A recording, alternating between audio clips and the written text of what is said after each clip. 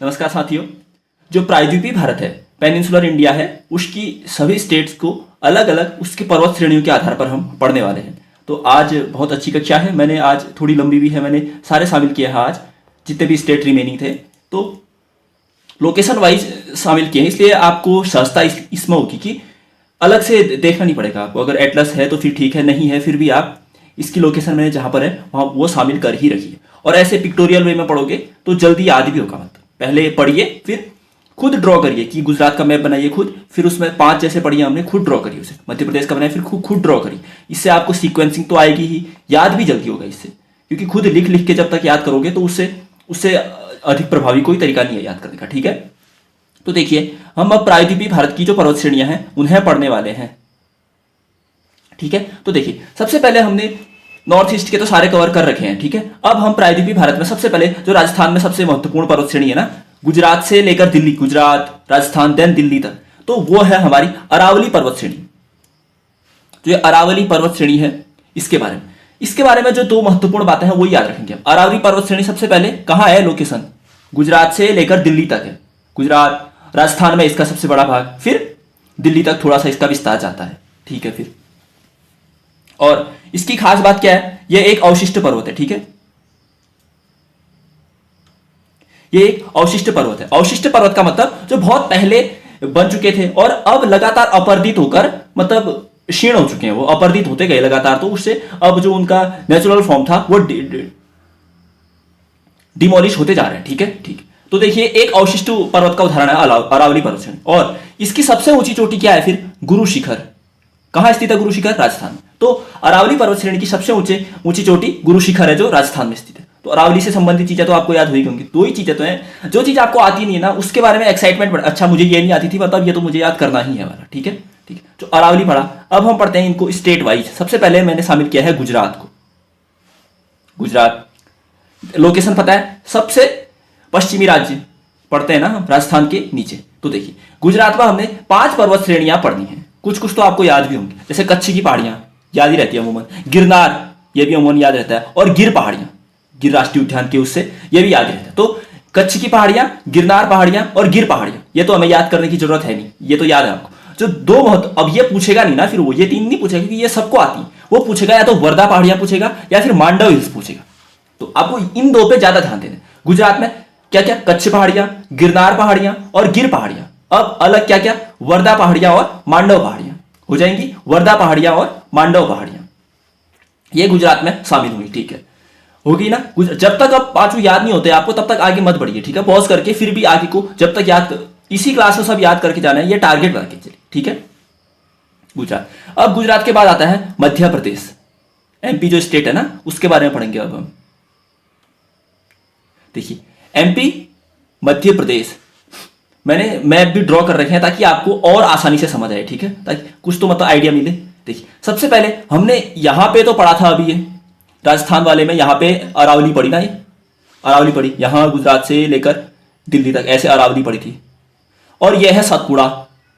तो एग्जाम में क्वेश्चन क्या बनता है, अरावली और सतपुड़ा के बीच में कौन सी पर्वत श्रेणी आती, तो कौन सी, विंध्य पर्वत श्रेणी, ऐसा क्वेश्चन बनता है कभी कभी। तो जब तक आपने ऐसे पूरी लोकेशन वाइज नहीं देखा, अब देखिए आपने लिखा एमपी, फिर लिखा क्या क्या पर्वत श्रेणी, Vindhya comma Satpura comma Kaimur comma Mahadev, इससे तो वो रायता हो गया। आपको पता है कहां पे है कैमूर, कैमूर यहां पे है, महादेव यहां पे है। अब जब तक आप ज्योग्राफी को तो आपको पिक्टोरियल वे में ही पढ़ना है, मतलब जहां पे उसकी लोकेशन वाइज है मैप से ही पढ़ना है। ठीक है, तो देखिए सबसे पहले, अब देखिए यहां अरावली थी, हमने यहां पे सबसे पहले विंध्यन पर्वत श्रेणी पढ़ी, उसी का विस्तार फिर कैमूर पहाड़ियां हैं।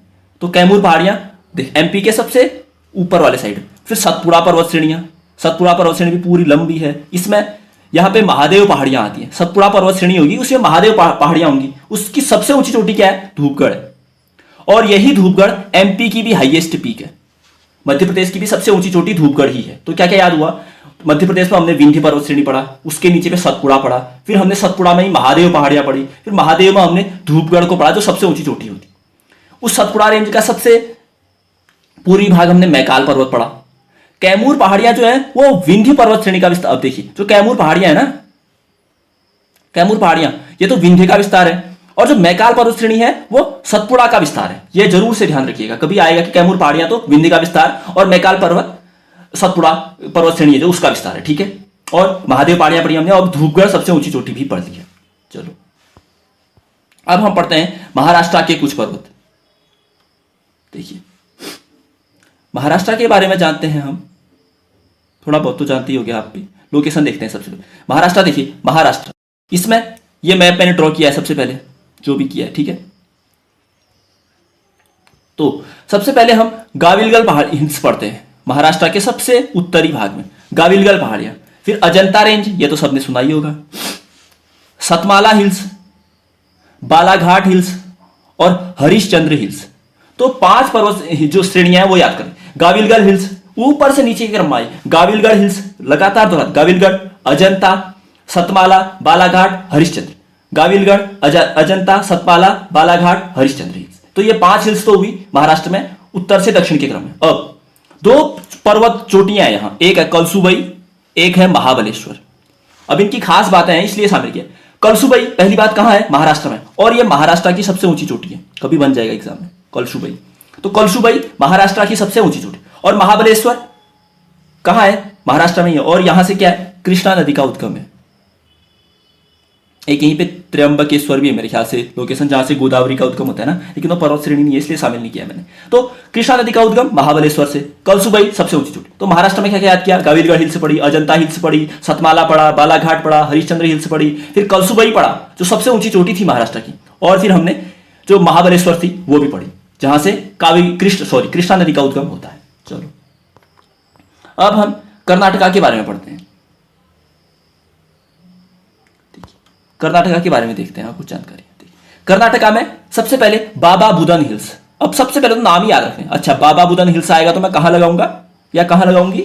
मैं कर्नाटका में जाऊंगी, ठीक है। बाबा बुदन हिल्स कहां है? कर्नाटका में, और उसी में एक पर्वत चोटी है जो है मुल्यानगिरी पर्वत, और यह कर्नाटका की हाईएस्ट चोटी है। देखिए बाबा बुदन हिल्स पढ़ी हमने, उसमें सबसे ऊंचा पर्वत था मुल्यानगिरी पर्वत, जो highest of Karnataka, highest peak of Karnataka. तो बाबा बुदन हिल्स कर्नाटका, मुल्यानगिरी पर्वत कर्नाटका। अब दो पर्वत और पढ़ते हैं हम यहाँ। एक कुद्रेमुख पढ़ते हैं, सब कुद्रेमुख में इतना याद रखना है कि कुद्रेमुख है कहां। कुद्रेमुख कहां है? कर्नाटका में। कुद्रेमुख पर्वत कहां है? कर्नाटका। और एक ब्रह्मगिरी पढ़ते हैं जहां से कावेरी नदी का उद्गम होता है। तो क्या क्या चीजें पढ़ी कर्नाटका में? बाबा बुदन हिल्स, मुल्यानगिरी पर्वत, कुद्रेमुख पर्वत और ब्रह्मगिरी पर्वत, जो ब्रह्मगिरी कावेरी नदी का उद्गम होता है। ऐसे ही ड्रॉ करिए, ऐसे ही नोट्स बनाइए, आपको रिवाइज करने में इतना आसान लगेगा ना, ये मतलब बहुत प्रभावी तरीका है, ठीक है। ये हुआ कर्नाटका। अब हम केरला के बारे में पढ़ते हैं। केरला और तमिलनाडु को पहले मैंने साथ में शामिल किया क्योंकि यहां कंफ्यूजिंग रह जाता था। एक है केरला इधर साइड, यह है केरला, यह है तमिलनाडु, ठीक है। तो देखिए सबसे पहले हम नीलगिरी पर्वत श्रेणी पढ़ते हैं ना, जहां वो पश्चिमी घाट और पूर्वी घाट का संगम होता है, कहते हैं जहां पे नीलगिरी पे। तो नीलगिरी पर्वत श्रेणी दोनों में फैली है, लेकिन नीलगिरी की जो सबसे ऊंची चोटी है ना, वो क्या है? डोडा बेट्टा। और ध्यान देने की बात यह है कि ये डोडा बेट्टा तमिलनाडु में। देखिए ये स्टार मैंने कहां बना रखा है? ये जो स्टार है ना, मैंने कहां पे बना रखा है? तमिलनाडु में बना रखा है ना। तो जरूर से ध्यान रखिए कि नीलगिरी पढ़ा हमने, नीलगिरी की सबसे ऊंची चोटी डोडा बेट्टा पढ़ी, और डोडा बेट्टा पढ़ी हमने तमिलनाडु। डोडा बेट्टा नीलगिरी की सबसे ऊंची चोटियां, पूरे दक्षिण भारत की सबसे ऊंची चोटी नहीं है। फिर हम पढ़ते हैं अन्नामलाई पहाड़ियां, ये भी दोनों राज्यों में फैली है, लेकिन इसकी सबसे ऊंची चोटियां अनाईमुडी, और यही अनाईमुडी पूरे दक्षिण भारत की भी सबसे ऊंची चोटी है। क्या कहा मैंने? नीलगिरी पढ़ा दोनों स्टेट में, और उसकी सबसे ऊंची चोटी डोडा बेट्टा है जो तमिलनाडु में है। फिर अन्नामलाई पहाड़ी पड़ी दोनों स्टेटों में, उसकी सबसे ऊंची चोटी पड़ी अनाईमुडी जो है केरला में। अनाईमुडी कहां है? केरला में, और यह दक्षिण भारत की भी सबसे ऊंची चोटी। मैं जो कहना चाहता हूं वो समझिए कि अनाईमुडी दक्षिण भारत की सबसे ऊंची चोटी है और केरला में है। और ये कभी पूछेगा अनाईमुडी नीलगिरी का भाग है? नहीं, अनाईमुडी अन्नामलाई पहाड़ियों का भाग है। कर लोगे याद? चलो हमने पढ़ा नीलगिरी पढ़ा, अन्नामलाई पहाड़ियां पढ़ी, फिर इलायची पहाड़ियां पढ़ी, फिर कार्डमम पहाड़ियां पढ़ी। इसमें क्या आता है क्वेश्चन पता है? उत्तर से दक्षिण के क्रम में लगाया जाता है। सबसे पहले नीलगिरी, फिर अन्नामलाई, फिर इलायची, फिर कार्डमम पहाड़ियां। नीलगिरी, अन्नामलाई, इलायची और कार्डमम पहाड़ी। डोडा बेट्टा नीलगिरी की सबसे ऊंची चोटी तमिलनाडु में। अनाईमुडी दक्षिण भारत की सबसे ऊंची चोटी, अन्नामलाई पहाड़ियों का भाग केरला में, ठीक है। अब हम तमिलनाडु को पढ़ते हैं सेपरेट। यह आएगा सबसे क्वेश्चन जब आएगा ना, उत्तर से दक्षिण के क्रम में लगाई। अब जब तक आपने ऐसे पढ़ा नहीं है तब तक कैसे जो कर लोगे आप इस क्वेश्चन को? कर ही नहीं सकते ना, जब तक आपने ऐसे जो उसकी एग्जैक्ट लोकेशन वैसे नहीं पढ़ी। तो देखिए तमिलनाडु में हम पढ़ते हैं सबसे पहले Javadi hills, Shevaroy hills, Pachamalai hills, Sirumalai hills और अगस्ता मलाई हिल्स। ये 5 हैं, 5 को क्रम में याद करना है। बार बार करिए क्रम वाइज, इसे जब तक याद नहीं होता। जाउदी सेवरॉय पंचमलाई सिरुमलाई अगस्तमलाई, जाउदी सेवरॉय पंचमलाई सिरुमलाई अगस्तमलाई, जाउदी सेवरॉय पंचमलाई सिरुमलाई अगस्तमलाई, करते रहिए इसे। तो ये याद होंगे तो आपका एक ऐसा क्वेश्चन बन जाएगा, छोटे एग्जाम से लेकर बड़े एग्जाम तक। छोटे एग्जाम में पूछेगा जाउदी कहाँ है, बड़े एग्जाम में पूछेगा जाउदी के नीचे क्या है, ऐसा पूछेगा बड़े एग्जाम। तो ठीक है, तमिलनाडु की भी हमने याद कर ली, जाउदी शेवरॉय पंचमलाई शिरुमलाई और अगस्त्यमलाई, ये तमिलनाडु में थी हिल्स। चलो अब हम पढ़ते हैं आंध्र प्रदेश की हिल्स। आंध्र प्रदेश को पढ़ते हैं।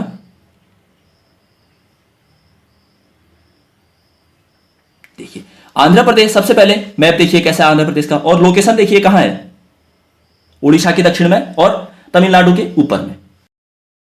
हम कुछ कुछ पहाड़ियां पढ़ते हैं, ये इसलिए याद करनी है ना क्योंकि एग्जाम में कभी भी कुछ, अब एरामाला पहाड़ियां कहां पड़ती हैं, राजस्थान, गुजरात, आंध्र प्रदेश, तमिलनाडु, तो उस समय तो एग्जैक्ट याद होना चाहिए था। तो देखिए एरामाला पहाड़ियां याद करिए सबसे पहले, आंध्र प्रदेश में। नल्लामाला हिल्स आंध्र प्रदेश में, पालकोंडा हिल्स, वेलिकोंडा हिल्स और शेषाचलम हिल्स।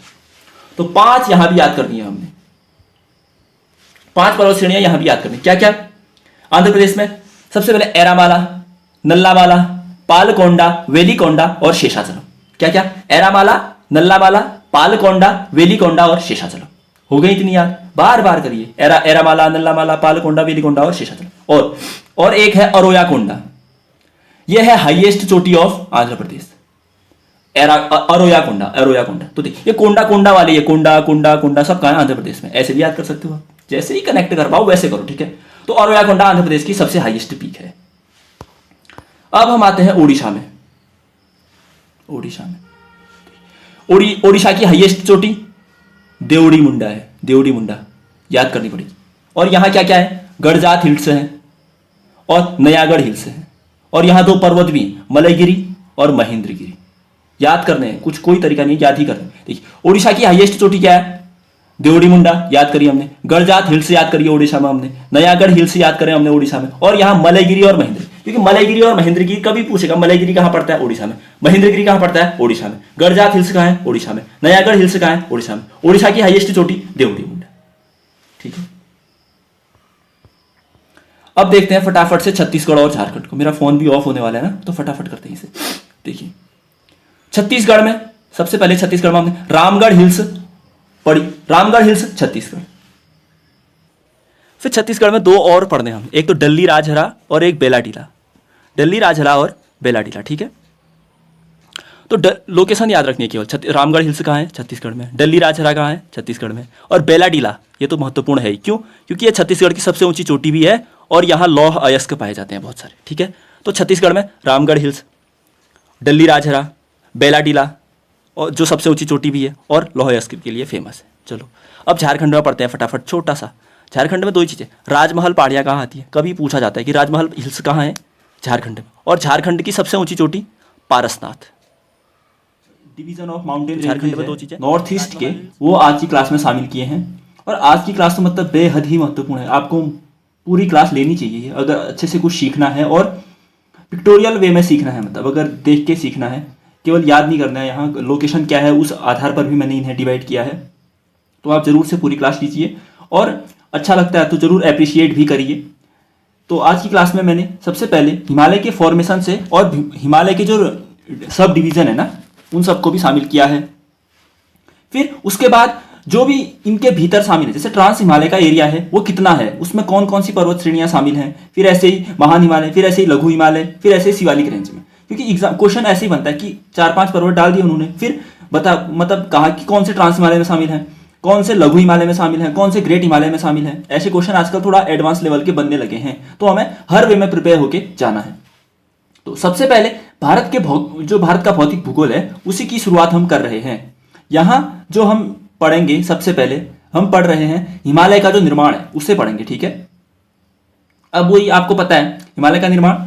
देखिए मैं बहुत ही टेक्निकल वे में यहाँ पे बात नहीं करूँगा, एंटीक्लाइन, सिंक्लाइन, या फिर मतलब प्लेट्स का स्थगन, या फिर एक दूसरे का सबमर्जन, ऐसी लैंग्वेज नहीं बात करेंगे। जितने में आपको समझ आ जाए, जो छोटी छोटी चीज़ें हैं वही याद करेंगे, ताकि आपको भी समझ आए और हमारा क्वेश्चन भी बन जाए, ठीक है। तो हिमालय के निर्माण की बात की जाए तो सबसे पहले हमें पता है जो एक अल्फ्रेड वेगनर था ना, जिसने थ्योरी ऑफ कॉन्टिनेंटल ड्रिफ्ट दी थी, महाद्वीपीय विस्थापन का सिद्धांत, वो तो हम जब विश्व का भूगोल पढ़ेंगे तब पढ़ेंगे। तो उसी में हमने देखा कि जो भारतीय प्लेट थी वो दक्षिण में थी, फिर वो ऊपरी एशियाई प्लेट से सबमर्ज होने के लिए जब ऊपर को ट्रांसफर होती गई तो बीच में टेथिस सागर पड़ता था। अब देखिए दोनों प्लेट्स का सबमर्जन हुआ तो इस जो टेथिस सागर था, इसके जो अवसाद थे वही आजकल हिमालय के फॉर्म में डेवलप हो गए हैं। समझे? मतलब एक प्लेट ऊपर एक प्लेट नीचे है, अब बीच में टेथिस सागर है, ऐसे प्रेस प्रेस प्रेस हो रहे हैं, तो जो अवसाद थे वो ऊपर ऊपर को फोल्ड होते गए, इसी से हमारा हिमालय बना।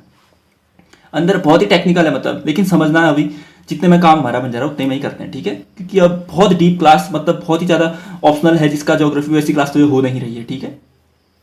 तो देखिए ऐसे ही जब फोल्ड अब देखिए हिमालय हमें पता है आजकल भी मतलब ग्रोथ में है। नया सबसे जो नवीन पर्वत श्रेणी कहते हैं ना, वरित पर्वत श्रेणी, उसमें हिमालय शामिल। क्यों? क्योंकि जो अभी भी जो इंडियन प्लेट है, प्लेट को सबमर्ज करते जा रही है मतलब, तो इसीलिए उसकी ग्रोथ मतलब हाइट है जो हिमालय की वो अभी भी बढ़ रही है, क्योंकि जो अवसाद है वो और प्रेस हो रहे हैं और ऊपर को उठ रहे हैं, और प्रेस हो रहे हैं और ऊपर को उठ रहे हैं, ठीक है? इसीलिए तो देखिए हिमालय कैसे बना। भारत जो इंडियन प्लेट थी वो एशियन प्लेट से टकराई तो टेथिस सागर के जो अवसाद थे वही हिमालय के रूप में फॉर्म होते लग गए। अब देखिए एक ही दिन में तो बना नहीं होगा हिमालय, पहले कुछ कुछ वर्षों में मतलब हजारों लाखों वर्षों में एक प्लेट एक फोल्ड बना होगा, फिर हजारों लाखों वर्ष में दूसरा फोल्ड बना होगा, फिर हजारों लाखों वर्ष में तीसरा फोल्ड बना होगा। तो ऐसे ही जो हिमालय के फोल्ड बने ना उन्हीं को हमने यहाँ पे 4 फोल्ड्स में डिवाइड किया है, 4 फोल्ड। अब ये 4 फोल्ड क्या क्या है देखिए। सबसे पहले ट्रांस हिमालय आता है, मतलब हिमालय का वो भाग जो हिमालय के बनने से पहले था, यानी जब ये इंडियन प्लेट एशियन प्लेट से टकराई ना उससे पहले ही जो वहां पे एशियन प्लेट के यहाँ पे बना होगा ना जो पर्वत श्रेणी जो होगी उसे ट्रांस हिमालय कहते हैं। मतलब यानी हिमालय का पूर्ववर्ती भाग, सबसे उत्तर में जो भाग होगा, उत्तर से दक्षिण के क्रम में आ रहा है। उसके बाद जो महान हिमालय है, मतलब सबसे हाइट वाली चोटियां जहां शामिल है वो महान हिमालय ही है, इसे महान हिमालय भी कहते हैं और वृहद हिमालय भी कहते हैं। फिर उसके दक्षिण में है लघु, मध्य या फिर इसे ही निम्न हिमालय भी कहते हैं। 3 नाम है, लघु हिमालय, मध्य हिमालय और निम्न हिमालय, इसी का नाम है वो उसके दक्षिण में। फिर सबसे दक्षिण में है हिमालय का सबसे दक्षिणी भाग होता है शिवालिक, जो सबसे दक्षिण में है।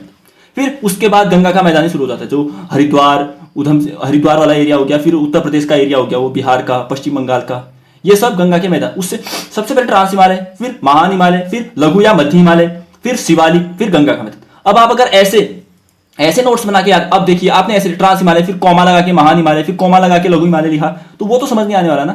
जब आप एक्चुअल में जो उसकी स्थिति है उसी अनुसार नोट्स बनाएंगे तो आपको जल्दी याद होगा और एग्जाम में जल्दी कनेक्ट कर पाएंगे आप, ठीक है? तो हिमालय के 4 भाग, फिर दक्षिण में गंगा का मैदान। अब हर रेंज जो है ना, जैसे ट्रांस हिमालय और मध्य हिमालय, इनके बीच में एक गैप जैसा बना रहता है। यहां पे गैप है, एक गैप यहां पे, एक गैप यहां पे, एक गैप यहां पे। इस गैप के नाम है, अब नाम रख दिए होंगे टेक्निकली उन्होंने, तो अब उन नामों को भी हमने याद रखना है। मैंने सीरीज में इन्हें शामिल मतलब सीक्वेंस में शामिल किया, ये आपको याद है। ट्रांस हिमालय और महान हिमालय के बीच में जो गैप बनता है वो है ITZC। ये कहां पे बनता है? ट्रांस हिमालय और मध्य हिमालय के बीच। फिर महान हिमालय के बीच। फिर महान हिमालय और मध्य हिमालय यानी जो लघु हिमालय, उसके बीच बनता है MCT, मुख्य भ्रंश रेखा कहते हैं जिसे। फिर लघु हिमालय या मध्य हिमालय जो है उसके और शिवालिक के बीच में बनता है MBF। फिर शिवालिक और गंगा के मैदान के बीच में बनता है HFF। ये एग्जाम में पूछा जाता है, इसीलिए अगर आपको इसका ये ITSZ क्या है वगैरह वगैरह समझ नहीं आ रहा तो आप इसे गूगल करके इसका हिंदी में भी याद कर लीजिएगा। मुझे अभी हिंदी वाला ध्यान नहीं आ रहा है ना, मतलब इसका एक्चुअल फॉर्म क्या है मतलब, तो इसलिए मैंने वो अभी बता नहीं रहा हूं मैं, ठीक है? तो ट्रांस हिमालय और महान हिमालय के बीच सबसे पहले ITZC, फिर MCT, फिर MBF, फिर HFF। अब ऊपर से अगर आपको यहां भी क्रम ट्रांस पता है आपको, फिर महान पता है, फिर लघु या मध्य पता है, फिर शिवालिक पता है, तो 4 भी पता है, बीच बीच में उनके डालते रहिए, तो ये आपको याद करना ही है कैसे भी, ठीक है? ठीक है, इतना हुआ। अब हम पढ़ते हैं कि ट्रांस हिमालय में कौन कौन सी पर्वत श्रेणियां शामिल हैं। यहां से क्वेश्चन बनते हैं और डेफिनेटली बनते हैं मतलब। तो देखिए ट्रांस हिमालय जो हिमालय का सबसे उत्तरी भाग है, मतलब जो हिमालय के बनने से पहले ही था वहां पे, तो उसे कहते हैं ट्रांस हिमालय। अगर आपके पास एटलस है तो सबसे बढ़िया, एटलस खोल के देखिए क्योंकि आपको एक्चुअल लोकेशन भी पता चले कि अच्छा ट्रांस हिमालय यहाँ पे बात हो रही है। अगर आपके पास मैप वैप लगा है, कहीं पे लाइब्रेरी वगैरह में बैठे हो तो उसे भी देखते जाइए, वहां पे समझ आ जाए। लोकेशन ढूंढिए, मैं जैसे काराकोरम कह रहा हूं तो काराकोरम कहां पे है, लद्दाख में, ढूंढिए उसे काराकोरम कहां पे। तो ट्रांस हिमालय में 3 पर्वत श्रेणियां। अब यहां से क्वेश्चन 2 प्रकार के बनते हैं। सबसे पहले ये पर्वत श्रेणी कहां है वो तो बनेगा, फिर उत्तर से दक्षिण के क्रम में लगाइए, ये भी क्वेश्चन बनते हैं। तो सबसे पहले काराकोरम, लद्दाख एंड जास्कर। सबसे ऊपर काराकोरम, फिर लद्दाख, फिर जास्कर पर्वत श्रेणी।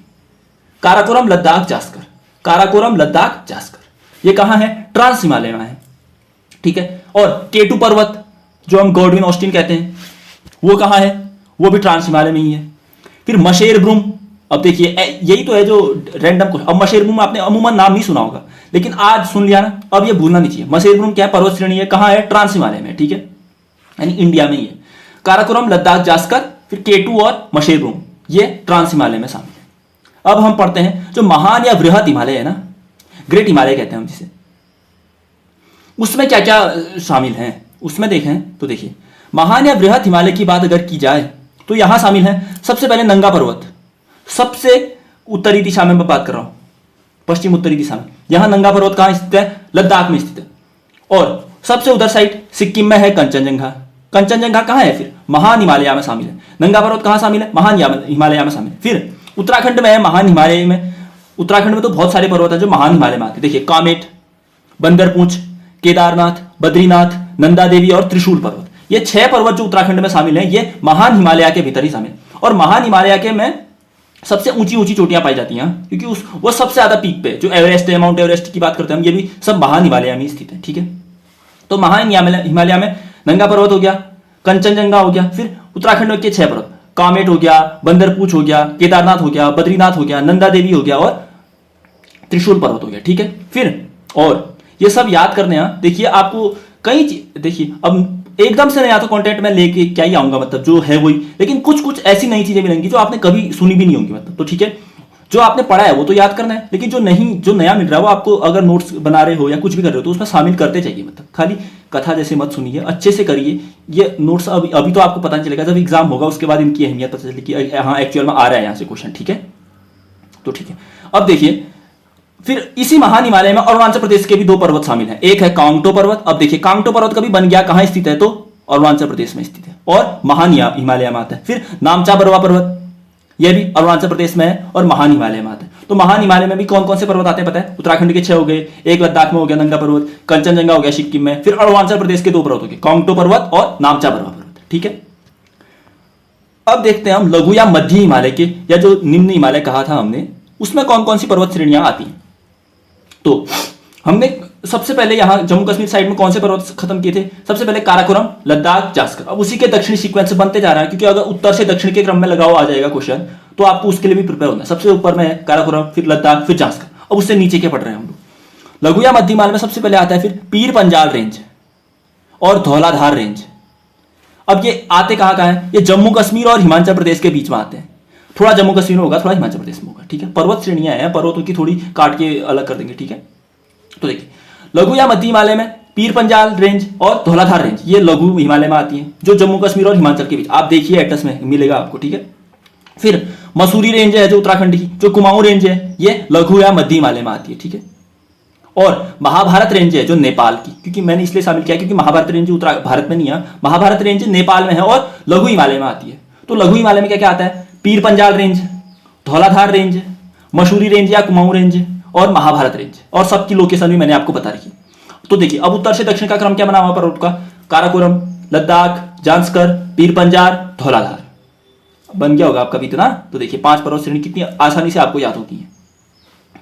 अब हम आते हैं शिवालिक में। देखिए शिवालिक की बात की जाए तो शिवालिक मैंने कहा आपको देखा होगा लोकेशन में। शिवालिक क्या है? सबसे दक्षिण में स्थित है ना, ट्रांस हिमालय, महान हिमालय, लघु हिमालय और शिवालिक। तो देखिए हिमालय का जो सबसे दक्षिणी भाग है वो क्या है? फिर गंगा का मैदान नहीं है, शिवालिक है। शिवालिक पर्वत श्रेणी वो सबसे दक्षिणी भाग है। देखिए इसके पश्चात उत्तर भारत के विशाल मैदान शुरू हो जाते हैं, ठीक है। इसके बाद तो वो तो अलग गंगा के जो तटीय इलाके हैं उनकी वजह से बनी है ना, मतलब जो मृदा वगैरह से उसने विस्तारित किया उसे, ठीक है। तो शिवालिक यहाँ पे खत्म होता है हिमालय हमारा। अब देखते हैं हम उत्तर पूर्वी भारत की पर्वत श्रेणी के बारे में जानते हैं। जो नॉर्थ ईस्ट है ना, वहां कौन कौन से पर्वत मिलते हैं। तो फिर अगली क्लास में हम जो प्रायद्वीपीय भारत है वहां के पर्वत देखेंगे, मध्य भारत के पर्वत देखेंगे, फिर राजस्थान वगैरह, गुजरात वगैरह सब वो कवर करेंगे अगली क्लास में। देखिए अब हम देखते हैं उत्तर पूर्वी भारत की पर्वत श्रेणियां। उत्तर पूर्वी भारत देखिए मैप में जाइए वहां नॉर्थ ईस्ट में, पश्चिम बंगाल के बाद जो असम वाला टच होता है, असम और उससे जो बॉर्डरिंग स्टेट है उनको शामिल किया मैंने आज, ठीक है। सबसे पहले हम देखते हैं अरुणाचल प्रदेश में।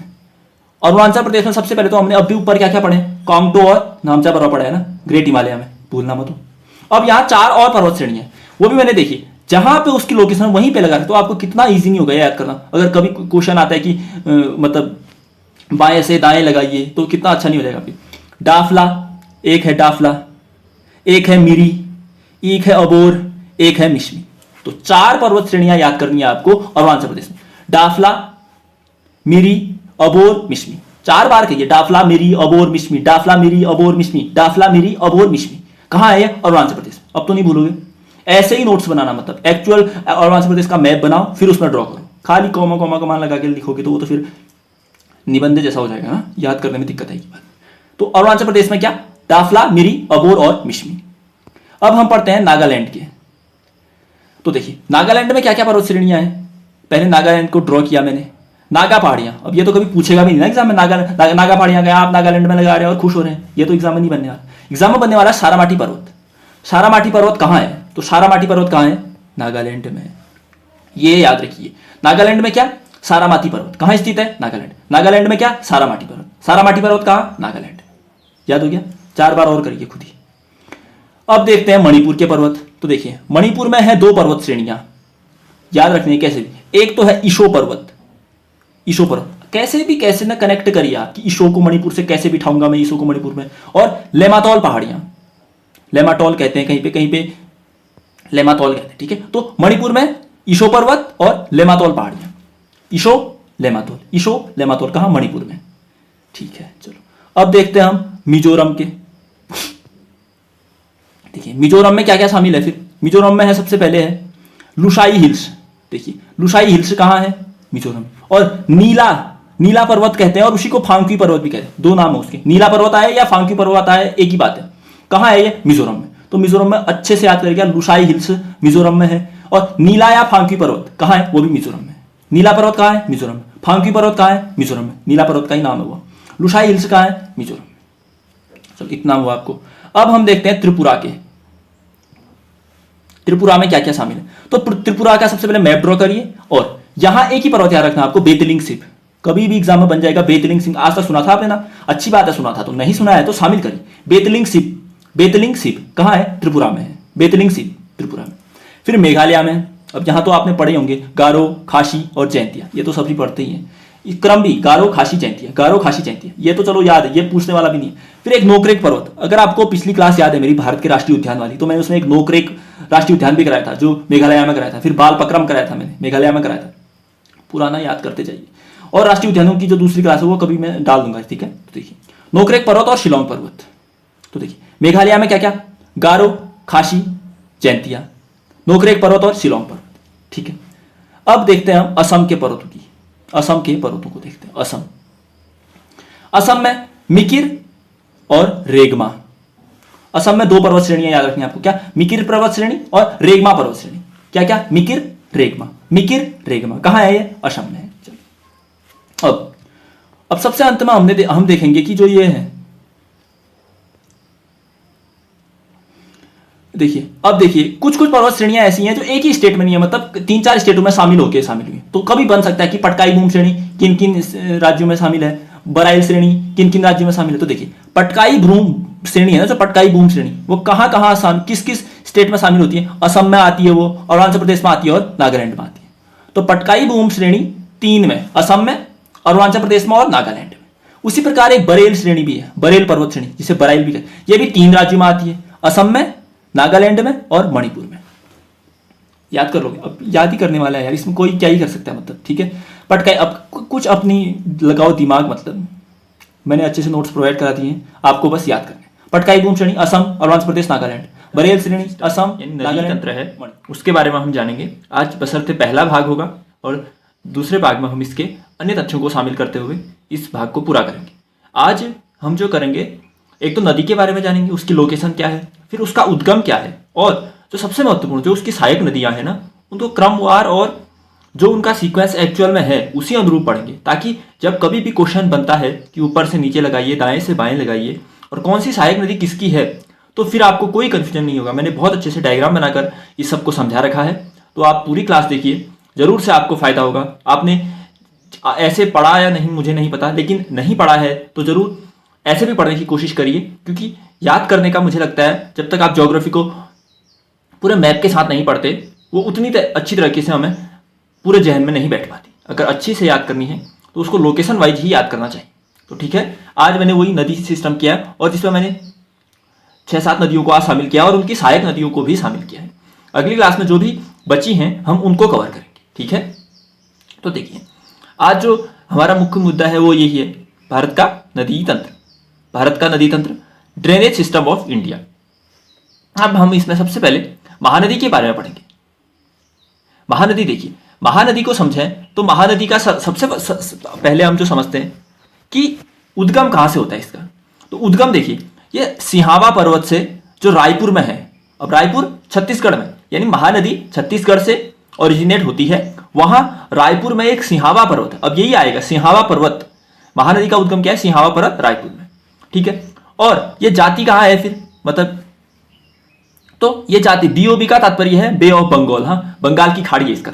तो छत्तीसगढ़ के सिहावा पर्वत से उद्गम और बंगाल की खाड़ी में जाति। अब हमें कई क्वेश्चन ऐसे बनते हैं कि सारी नदियां देंगे फिर पूछेंगे कि कौन सी अरब की खाड़ी में जाती, मतलब कौन सी अरब सागर में गिरती हैं और कौन सी बंगाल की खाड़ी में जाती। तो आज तो मैंने सब जो ईस्ट फ्लोइंग रिवर है ना पूर्वी घाट की ओर बंगाल की खाड़ी में जाती है वही शामिल किया है। ठीक है, देखिए अब सबसे जरूरी यह है कि अब हमें इन्हें सहायक नदी, इनकी सहायक जो भी नदियां हैं ना उनको याद करें। देखिए तो मैंने सीक्वेंस में याद किया है, अच्छे से आप याद कर लो इसे। सियोनाथ हो गया, हसदो, मांद, ईब, ये ऊपर की होगी।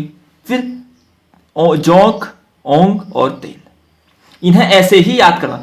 कभी भी जैसे दाएं हाथ की नदियों को सहायक नदियां बताइए, बाएं हाथ की सहायक नदियां, left bank tributaries, right bank tributaries पूछते हैं ना वो, तो वो इन्हीं से बनता है।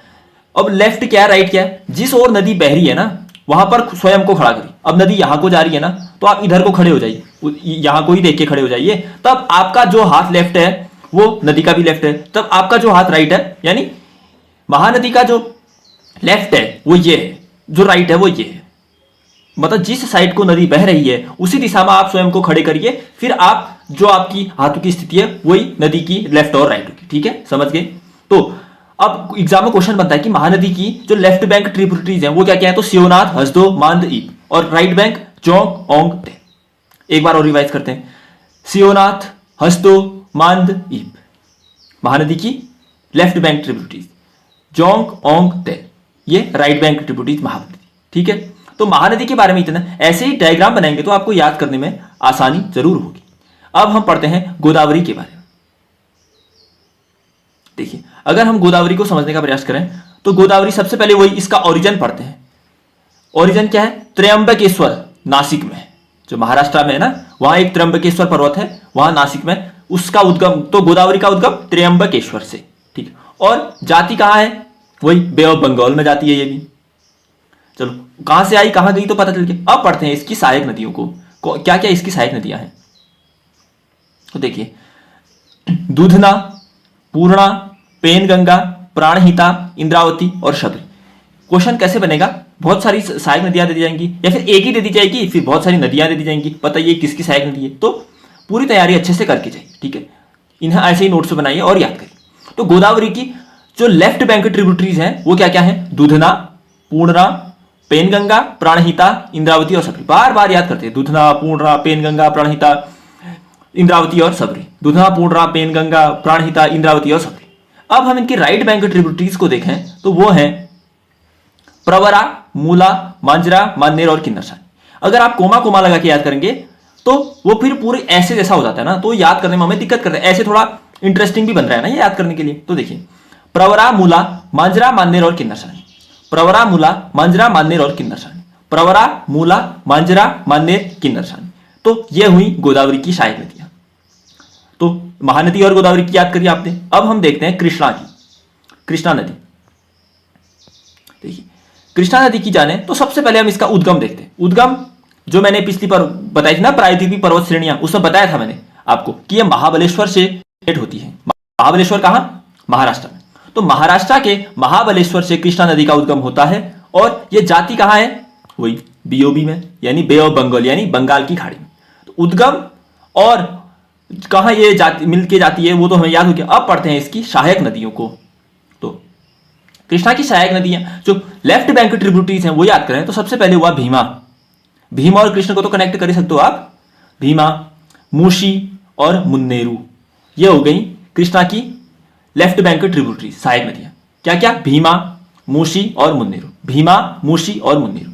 अब हम इसकी दाएं हाथ की नदियों की बात करें, राइट बैंक की ट्रिब्यूटरीज की, तो वो क्या क्या है देखिए। वो है कोयना, वरना, पंचगंगा, दुग्ध गंगा। अब देखो इसमें कितनी महत्वपूर्ण नदियां आ रही हैं। देखिए कोयना हुई, वरना, पंचगंगा, दुग्ध गंगा, घटप्रभा, मालप्रभा और तुंगभद्रा। अब ये तुंगभद्रा कितनी महत्वपूर्ण है? तुंगभद्रा किसकी सहायक नदी है? कृष्णा की। मालप्रभा कृष्णा की, घाट प्रभा कृष्णा की। ये तीन तो आपने बहुत सुनी भी होंगी ना। तो अपनी तरफ से संपूर्ण प्रयत्न आपको करना चाहिए, ठीक है। तो देखिए एक बार और देखते हैं इसकी राइट बैंक की ट्रिब्यूटरीज को। कोयना, वरना, पंचगंगा, दुग्ध गंगा, घटप्रभा, मलप्रभा और तुंगभद्रा। कोयना, वरना, पंचगंगा, दुग्ध गंगा, घटप्रभा, मलप्रभा और तुंगभद्रा। और ऊपर की क्या क्या थी? भीमा, मूशी और मुन्नेरू। भीमा, मूशी और मुन्नेरू। तो ये हुई कृष्णा की सहायक नदियां। अब देखिए याद करिए, मतलब पहले नोट डाउन करिए फिर अच्छे से याद करिए। अब देखते हैं हम कावेरी की सहायक नदियों को। देखिए कावेरी की सहायक नदियों की बात की जाए तो सबसे पहले इसका ओरिजिन देखते हैं। ब्रह्मगिरी से, मैंने बताया था पिछली क्लास में, ब्रह्मगिरी पर्वत कहां था? कर्नाटका में था। तो ब्रह्मगिरी से निकलती है और बे ऑफ बंगाल यानी बंगाल की खाड़ी में जाती है। चलो इतना भी हो गया। ऊपर से नीचे का क्रम भी याद करिए। सबसे पहले क्या आई? महानदी आई, फिर गोदावरी आई, फिर कृष्णा आई, फिर कावेरी आई। ऐसे भी तो पूछता है क्वेश्चन कि ऊपर से नीचे के क्रम में लगाइए। तो हर तरीके से अवेयर रहना है आपको। तो देखिए अब हम कृष्णा की सबसे पहले लेफ्ट बैंक सहायक नदियों को याद करें तो देखिए हेमावती, शिमशा, अर्कावती और तुरुनानानी मुत्तई। ये चार नाम है। अब ये साउथ के नाम है ना, तो हमें तो अजीब लगेंगी। जैसे नॉर्थ ईस्ट के नाम या फिर उत्तर भारत के नाम नीचे वालों को दिक्कत करते होंगे, उनकी लैंग्वेज अलग है ना, तो इसलिए तुरुनानानी मुत्तई जैसा नाम हमारे लिए याद करना थोड़ा दिक्कत करता है। लेकिन इंटरेस्टिंग है ना, थोड़ा लंबा नाम है, थोड़ा अजीब सा है, तो जल्दी याद हो जाता है मेरे ख्याल। तो क्या क्या हुई? हेमावती, शिमशा, अर्कावती और तुरुनानानी मुत्तई। हेमावती, शिमशा, अर्कावती और तुरुनानानी मुत्तई। हेमावती, शिमशा, अर्कावती और तुरुनानानी मुत्तई। तो ये हुई लेफ्ट बैंक की ट्रिब्यूटरी। अब पढ़ते हैं राइट बैंक की ट्रिब्यूटरीज को। ये क्या क्या हुई? लक्ष्मण तीर्थ, कब्बानी, सुवर्णावती। अब सुवर्णावती कितना नाम नहीं सुनते हम। भवानी, नोइल और अमरावती। क्या क्या हुई? लक्ष्मण तीर्थ, कब्बानी, सुवर्णावती, भवानी, नोइल और अमरावती। क्या क्या हुई? लक्ष्मण तीर्थ, कब्बानी, सुवर्णावती, भवानी, नोइल और अमरावती। ये हुई कावेरी की राइट बैंक ट्रिब्यूटरीज। और लेफ्ट बैंक की क्या क्या? हेमावती, शिमशा, अर्कावती और तुरुनानावती। तो नोट डाउन करिए और याद करिए। तो इतनी ये तो हुई हमारी क्या क्या हुई? महानदी पढ़ा हमने, गोदावरी पढ़ी, कृष्णा पढ़ी, कावेरी पढ़ी। अब पढ़ते हैं हम गंगा नदी के बारे में। गंगा और यमुना, फिर ब्रह्मपुत्र को भी पढ़ेंगे, ठीक है। तो गंगा के बारे में तो सबसे पहले तो इसका वही आता है ना कि गंगा एक्चुअल में बनती कहां पर है करके, तो हम सबसे पहले वही समझते हैं, ठीक है। तो देखिए अब देखिए गंगा नदी को समझना है थोड़ा। गंगा नदी, हाँ, तो सबसे पहले चार लोकेशन याद करिए। एक हुई बंदरपूंछ, यमुनोत्री, गोमुख जहां गंगोत्री, फिर केदारनाथ जहां से चौराबाड़ी ताल है, फिर बद्रीनाथ जहां सतोपंथ ग्लेशियर। ये चार से चार नदियां निकलेंगी और यही कहीं ना कहीं गंगा के फॉर्मेशन में अपना योगदान है। बंदरपूंछ, गोमुख, केदारनाथ और बद्रीनाथ, ये कौन कौन से डिस्ट्रिक्ट में आप देख लेना। सबसे पहले बद्रीनाथ जो सतोपंथ है चमोली, वहां से क्या निकलती है? अलकनंदा नदी निकलती है। अलकनंदा आई। अब देखिए अलकनंदा नीचे को बही तो सबसे पहले उसमें मिली धौली गंगा। ये डायग्राम इतना याद मतलब जरूरी है ना, मतलब मैं अभी इसका एक क्वेश्चन बताऊंगा आपको जो आया था। तो धौली गंगा निकली, अब वो अलकनंदा में मिली यहां पर, तो क्या बनाया उसने? उसने बनाया विष्णु प्रयाग। फिर नीचे नीचे नंदाकिनी मिली अलकनंदा में, उसने क्या बनाया? नंद प्रयाग। फिर नीचे नीचे पिंडर नदी मिली अलकनंदा में, उसने क्या बनाया? कर्ण प्रयाग। फिर देखिए अभी तक का क्या था, एग्जाम में क्वेश्चन क्या बना था पता है? कौन सा प्रयाग मतलब कौन सी नदी है जो बाएं साइड से दाएं साइड से आकर मिलती है? अब देखिए नदी कहां को बह रही है? यहां को। अब खुद को इसी दिशा में खड़ा करिए नीचे की, तो यहां क्या हुआ? दाया हुआ, यहां बाया हुआ। देखिए ये तीनों नदियां क्या है? ये बाएं साइड से मिली, लेकिन जो मंदाकिनी है वो दाएं साइड से मिली। यही क्वेश्चन बना था किसी एक एग्जाम में, मुझे याद है कि इन चारों में से कौन सी नदी है जो राइट हैंड साइड से मिलती है, तो वो कौन सी है? मंदाकिनी है। अब जब तक आप ऐसे नहीं पढ़ोगे तो कैसे पता चलेगा आपको कोमा कोमा लगा के कि कौन सी नदी कहां से किस दिशा से आकर मिल रही है? तो इसीलिए यह महत्वपूर्ण है कि आप ज्योग्राफी के तो एटलीस्ट डायग्राम से पढ़ने की पूरी कोशिश करिए, ठीक है। तो देखिए सबसे पहले अलकनंदा में धौली गंगा मिली, विष्णु प्रयाग बना, मंदाकिनी मिली, नंद प्रयाग बना, पिंडर नदी मिली, कर्ण प्रयाग बना। अब मंदाकिनी बायां जो दायां हाथ है ना, राइट बैंक है, वहां साइड से आ रही, ऊपर से आ रही, ये सब यहां से आ रही थी, अब ये मंदाकिनी मिली तो रुद्र प्रयाग बना। फिर भागीरथी नदी मिलती है, जहां पर भागीरथी और जो ये अभी तक अलकनंदा आई थी वो देव प्रयाग में मिलते हैं, यहां पर फिर ये गंगा बन जाती, पता है आपको। फिर भागीरथी में एक भिलंगना नदी मिलती है, जहां पे टिहरी डैम है, वहां मिलती है, ये भी पता है आपको। फिर वही प्रयागराज यूपी में गंगा भी और यमुना भी मिलती हैं, यहां पर दोनों का संगम हो जाता है। तो एक बार फिर से रिवाइज करते हैं, हमने क्या क्या देखे, बंदरपूंछ, गोमुख, केदारनाथ और बद्रीनाथ। सबसे पहले अलकनंदा आई बद्रीनाथ सतोपंथ से, धौली गंगा मिली, विष्णु प्रयाग बना, नंदाकिनी मिली, नंद प्रयाग बना, पिंडर नदी मिली, कर्ण प्रयाग बना। फिर केदारनाथ चौराबाड़ी था जो ये दाएं हाथ के साइड से, वहां से मंदाकिनी आई रुद्रप्रयाग में। फिर गोमुख गंगोत्री से भागीरथी आई, उसमें भिलंगना मिली टिहरी डैम पे। फिर वो देवप्रयाग में अलकनंदा से मिली तो वहां पे गंगा बन गई। फिर ये गंगा और यमुना प्रयागराज में मिले तो ये दोनों का संगम होता है। अच्छे से नोट डाउन करिए, मैं जितना कर सकता हूं वो जरूर कर रहा हूं आपके लिए। अब हम पढ़ेंगे गंगा की सहायक नदियों को अच्छे से। अब ये तो अभी तक गंगा बनी है ना यहाँ पे, अब हम इसके सहायक नदियों को पढ़ेंगे। देखिए तो गंगा में सबसे पहले रामगंगा नदी मिलती है, आपको पता है। सबसे पहले गंगा आई, अब कहां से बनी तो पता है, कहां जा रही है ये, बे ऑफ बंगाल में ही जाएगी, बंगाल की खाड़ी में जाएगी। पद्मा नाम से सुना होगा आपने। फिर वो ब्रह्मपुत्र आएगी ऊपर से जमुना नाम से, फिर दोनों मिलेंगे, फिर मेघना बनेंगे। अभी पढ़ेंगे ब्रह्मपुत्र को, ठीक है। तो देखिए सबसे पहले आई रामगंगा मिली गंगा में, फिर गोमती मिली, फिर घाघरा मिली, फिर गंडक मिली, फिर बूढ़ी गंडक मिली, फिर कोशी मिली, फिर महानंदा मिली। ये तो जरूर याद करने हैं आपको, जब एग्जाम में क्वेश्चन टपक जाएगा ना और छूटेगा उसके बाद याद नहीं करना है, उससे पहले याद करना है क्या क्या। और ये कौन से हाथ की नदियां हैं, देखिए कहां को बह रही है नदी, यहां को बह रही है, तो खुद को यहीं खड़ा करिए, तो ऊपर वाला हाथ हमारा बायां हो जाएगा, नीचे वाला दायां हो जाएगा। तो ये हम लेफ्ट बैंक ट्रिब्यूटरीज पढ़ रहे हैं ऊपर की, ठीक है। रामगंगा, गोमती, घाघरा, गंडक, बूढ़ी गंडक, कोसी, महानंदा। रामगंगा, गोमती, घाघरा, गंडक, बूढ़ी गंडक, कोसी और महानंदा, ये हुई लेफ्ट बैंक। अब हम पढ़ते हैं राइट बैंक। नीचे से कौन कौन मिली, फिर यमुना आई, सोन आई, सोन की एक सहायक नदी है रिहंद, रिहंद सोन में मिल जा रही है, देखो आप सोन पूरी ये है, रिहंद सोन में मिल जा रही है। तो सोन जिसकी सहायक नदी रिहंद है, और पुनपुन, ये तीन नदियां तो हैं। फिर बंगाल में एक फरक्का बैराज बना रखा है हमने, फरक्का बैराज में ये हुगली नदी है ना, जो ये ऊपर को नहीं जा रही है, फरक्का बैराज से गंगा से ही ये नदी नीचे को निकाली गई है, हुगली है जो फरक्का बैराज बनाया हमने, यही गंगा से हमने ये हुगली नदी नीचे को लाए है, ठीक है। ये ऊपर को नहीं जा रही है, नीचे को आ रही है हुगली, इसी में से फरक्का बैराज से हमने नीचे को पानी लाया इसका। तो क्या क्या हुए, यमुना, सोन और रिहंद और पुनपुन, और फरक्का बैराज पर गंगा नदी से हमने हुगली को नीचे को लाए, और बे ऑफ बंगाल में ये गई, कर ही लोगे ना। रामगंगा, गोमती, घाघरा, गंडक, बूढ़ी गंडक, कोसी, महानंदा, नीचे से यमुना, सोन जिसकी सहायक रिहंद, फिर पुनपुन, फिर फरक्का बैराज बनाया हमने, वहां से हुगली नदी को नीचे लाए, कर लोगे यार, ठीक है। अब करते हैं हम लोग अगली जो भी नदी बची, अब बची है यमुना। अब हम पढ़ते हैं यमुना की। यमुना कहां से उद्गम हुआ, ऊपर बताया मैंने, यमुनोत्री वाला बताया है, और कहां जाती है, प्रयागराज में गंगा में मिलती है। अब सहायक नदियां पढ़नी है हम ऊपर से, यानी लेफ्ट बैंक ट्रिब्यूटरीज है, हिंडन हो गई, वरुणा हो गई और टोन्स नदी हो गई, ये तीन नदियां लेफ्ट बैंक हुई। फिर राइट बैंक, इनका क्रम बहुत जरूरी है नीचे वालों का, चंबल, सिंध, बेतवा, केन। अब ये आपको सिंध कोमा लगा के करोगे, सिंध, चंबल, केन, बेतवा, उल्टा नहीं करना है, क्रम में ही पूछेगा एग्जाम में भी कि सीक्वेंस में लगाइए, बाएं से दाएं लगाइए इन्हें। तो क्या क्या है, चंबल, सिंध, बेतवा, केन, चंबल, सिंध, बेतवा, केन।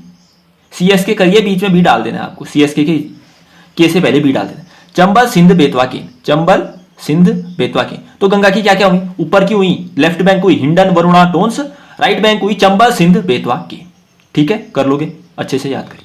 अब हम पढ़ते हैं आज की अंतिम नदी, वो है ब्रह्मपुत्रा। सबसे पहले ब्रह्मपुत्रा का उद्गम देखते हैं, कहां से, चेमांग युंग डुंग ग्लेशियर, चेमांग युंग डुंग ग्लेशियर कहां का है, ये तिब्बत में है, जो चेमांग युंग डुंग ग्लेशियर यहां से आती है ब्रह्मपुत्र नदी, और तिब्बत में इसे यारलुंग सांगपो नाम से जानते हैं। यारलुंग सांगपो किसका नाम है, ये ब्रह्मपुत्रा का ही नाम है, लेकिन तिब्बत में है इसका।